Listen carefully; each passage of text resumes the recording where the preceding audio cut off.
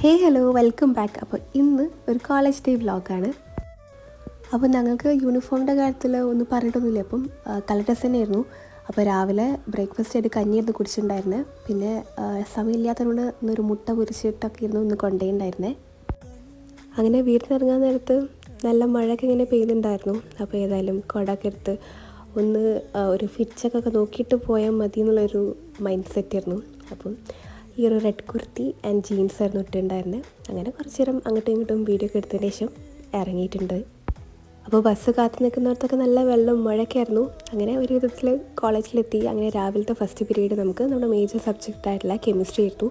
അപ്പോൾ ക്ലാസ്സൊക്കെ സ്റ്റാർട്ട് ചെയ്തിട്ട് ഇങ്ങനെ അത്യാവശ്യം നോട്ടൊക്കെ തന്നിട്ടുണ്ടായിരുന്നു. അപ്പോൾ ഇന്ന് ഉച്ചയ്ക്ക് നമ്മുടെ കോളേജിൻ്റെ കുറച്ച് ഒരു പുറകിലായിട്ട് തന്നെ ബീച്ച് വരുന്നുണ്ട്. അപ്പോൾ അവിടെ ഒന്ന് ചുറ്റിക്കറങ്ങാൻ വേണ്ടി പോയിട്ടുണ്ടായിരുന്നു.